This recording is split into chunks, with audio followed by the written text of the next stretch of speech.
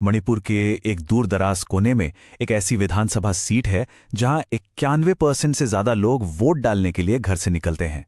ये कहानी है माऊ की, एक ऐसी जगह जहां सियासत बहुत निजी है और हर एक वोट की अपनी एक कहानी है। आज हम इसी की सियासी जमीन और शासन की रणनीति को परत दर परत समझने की कोशिश करेंगे। ये है माऊ, पहाड़ियों और घाटियों के बीच बसा हुआ। देखिए, ये सिर्फ एक खूबसूरत नज़ारा नहीं है, बल्कि एक बहुत ही पेचीदा राजनीतिक मैदान भी है। ये मणिपुर की विधानसभा की सीट नंबर 48 है, जो अनुसूचित जनजाति के लिए आरक्षित है।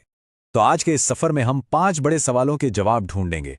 पहला, माऊ का चुनावी माहौल असल में है कैसा? दूसरा, यहाँ के वोटर आखिर चाहते क्या हैं?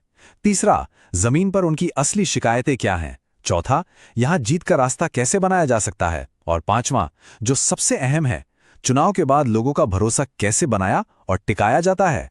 तो चलिए सबसे पहले माऊ के चुनावी डीएनए को समझते हैं। हमारा पहला पड़ाव, माऊ का चुनावी संदर्भ। ये एक ऐसी जमीन है जहां के वोटर बहुत जागरूक हैं और जहां वफादारी बदलने में ज्यादा वक्त नहीं लगता। 91.46%। ये सिर्फ एक नंबर नहीं है, ये माओ के लोगों की आवाज की गूंज है, इतनी बुलंद कि शायद पूरे भारत में ऐसी कहीं और सुनाई ना दे। ये दिखाता है कि यहाँ लोकतंत्र सिर्फ किताबी बात नहीं, बल्कि एक जिंदा हकीकत है। अब माओ की कहानी को समझना है तो इसकी पहचान को समझना होगा। यहाँ की 97% आबादी अनुसूचित जनजाति की है और इनमें से ज्यादातर लोग माऊ नागा समुदाय से हैं। ये जो एक साझा पहचान है ना, यही यहाँ की राजनीति की धुरी है। और यहीं पर कहानी में एक बड़ा दिलचस्प मोड़ आता है। 2022 के चुनाव में लगभग आधे वोटर्स ने, मतलब 41.4% लोगों ने एक निर्दलीय उम्मीदवार को वोट दिया। ये साफ इशारा है कि लोग मौजूदा व्यवस्था से खुश नहीं हैं, लेकिन वो अभी तक किसी एक पार्टी के झंडे के नीचे जमा नहीं हुए हैं। तो सवाल यह है कि ये जो बिखरा हुआ गुस्सा है, ये आ कहां से रहा है? तो अब आते हैं दूसरे हिस्से पर, वोटर की पसंद को समझने पर। इसका जवाब हमें माओ के राजनीतिक इतिहास में मिलेगा, जो बड़े बड़े चेहरों, पार्टियों और विरोध की कहानियों से भरा पड़ा है। माओ की सियासी कहानी को आप 3 हिस्सों में देख सकते हैं। एक दौर था जब कांग्रेस का यहाँ दबदबा था, वो उनका गढ़ था। फिर 2007 में एक निर्दलीय उम्मीदवार ने आकर पूरी बाजी पलट दी, और पिछले एक दशक से नागा पीपल्स फ्रंट यानी एनपीएफ ने यहाँ धीरे धीरे अपनी पकड़ मजबूत कर ली है। ये जो नंबर हैं, ये एक बड़े राजनीतिक बदलाव की कहानी कह रहे हैं। एक तरफ एनपीएफ लगातार मजबूत होती गई, वहीं दूसरी तरफ कांग्रेस, जो कभी यहाँ एक बड़ी ताकत थी, 2022 में तो मैदान में ही नहीं थी। और इस खालीपन को भरा है निर्दलीय उम्मीदवारों ने, जो लोगों की नाराजगी का चेहरा बनकर उभरे हैं।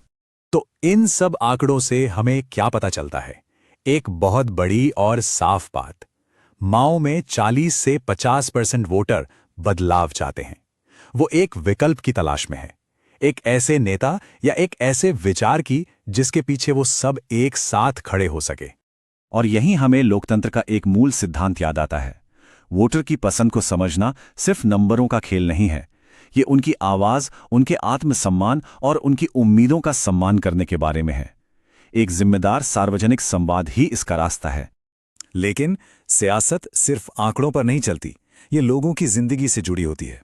तो चलिए अब आंकड़ों से आगे बढ़कर माओ की गलियों और गांवों में चलते हैं और लोगों की असली परेशानियों को सुनते हैं। हमारा तीसरा खंड, जमीन से उठी शिकायतें। माओ के हर कोने में आपको ऐसे नौजवान मिलेंगे जिनकी आंखों में सपने तो हैं, पर वो टूट रहे हैं। नौकरियों की कमी और सरकारी भर्तियों का अटक जाना, इन चीजों ने उन्हें निराश कर दिया है। उन्हें ऐसा लगता है जैसे उनके भविष्य पर ताला लग गया है। जरा सोचिए, आप एक ऐसी सड़क पर चल रहे हैं जो हर बरसात में कीचड़ का दरिया बन जाती है, या आपके घर में बिजली और पानी कब आएगा इसका कोई भरोसा नहीं है। माओ के बहुत से लोगों के लिए ये रोज की सच्चाई है, एक कड़वी याद कि उनकी बुनियादी जरूरतें भी पूरी नहीं हो रही हैं। और ये बात सिर्फ सड़क बिजली तक सीमित नहीं है, ये लोगों की रोजी रोटी से जुड़ी है। इमा कैठल बाजार में जो महिलाएं दुकान लगाती हैं, वो अपने परिवार का पेट पालने के लिए दिन रात मेहनत करती हैं, लेकिन उन्हें खराब व्यवस्था और उत्पीड़न का सामना करना पड़ता है, जिससे उनका काम धंधा ही खतरे में है। इन सारी समस्याओं की जड़ में एक गहरा एहसास है, उपेक्षा का। पहाड़ी इलाकों के लोगों को लगता है कि उन्हें भुला दिया गया है, कि प्रशासन बहुत दूर बैठा है और उसे उनकी कोई परवाह नहीं है। विकास के फंड में भ्रष्टाचार का डर इस भरोसे की कमी को और भी बढ़ा देता है। तो इन गहरी समस्याओं का हल क्या है? सिर्फ खोखले वादे नहीं, एक ठोस प्लान चाहिए। तो अब आते हैं चौथे खंड पर, जीत के ब्लूप्रिंट पर। हम इसे चतुर्मुख सिद्धांत कहते हैं। एक ऐसी रणनीति जिसके 4 चेहरे हैं और जिसके केंद्र में सिर्फ और सिर्फ लोग हैं। यह सिद्धांत 4 मजबूत स्तंभों पर टिका है। पहला, लोकमित्र यानी लोगों से सीधा और सच्चा जुड़ाव। दूसरा, संगठन यानी जमीन पर एक मजबूत टीम बनाना। तीसरा, दृष्टि यानी भविष्य का एक साफ नजरिया देना। और चौथा, प्रयोग यानी हर वादे को पूरी ईमानदारी से लागू करना। लोक मित्र का मतलब है लोगों के पास जाना जहां वो हैं। इसका मतलब है युवाओं को स्कॉलरशिप, जॉब फेयर और खेल के जरिए मौका देना। इसका मतलब है महिला विक्रेताओं को बाजार में फंड और सुरक्षा देकर उनकी मदद करना। इसका मतलब है हर गांव में जाकर उनकी दिक्कतें सुनना और उनकी संस्कृति का सम्मान करना। संगठन का मतलब सिर्फ एक ढांचा नहीं, बल्कि एक आंदोलन खड़ा करना है। इसका मतलब है स्थानीय कार्यकर्ताओं को ताकत देना, उन्हें आज के जमाने के डिजिटल तरीकों की ट्रेनिंग देना, लोगों की शिकायतें सुनने के लिए एक सीधी हेल्पलाइन बनाना और नौजवानों की ऊर्जा को सही दिशा देना। और इस पूरे विजन को एक सरल लेकिन बहुत दमदार नारे में बांधा गया है, मंद कोनबा चुनतुंगबा। ये सिर्फ एक नारा नहीं है, ये एक वादा है। ये माओ के लोगों से कहता है, आप बड़े सपने देखिए और हम सब मिलकर एक ऐसा माहौल बनाएंगे जहां उन सपनों की फसल लहलहाएगी। लेकिन चुनाव जीतना तो बस शुरुआत है। असली चुनौती तो उस जनादेश को जमीन पर उतारने की है। और अब हम आते हैं अपने 5वें और आखिरी खंड पर, जनादेश से शासन तक। बात सिर्फ चुनाव की नहीं बल्कि उसके आगे की है, लोगों का भरोसा जीतने और उसे बनाए रखने की। अब इस रास्ते पर मौके भी हैं और खतरे भी। मौका है सत्ता के खिलाफ नाराजगी को एक दिशा देने का, युवाओं और महिलाओं की ताकत को जगाने का। लेकिन खतरे भी कम नहीं हैं। सत्ताधारी गठबंधन के पास बड़े संसाधन हैं, कुछ प्रभावशाली स्थानीय नेता हैं जो खेल बदल सकते हैं, और अफवाहों का जहर है जो सच को झूठ बना सकता है।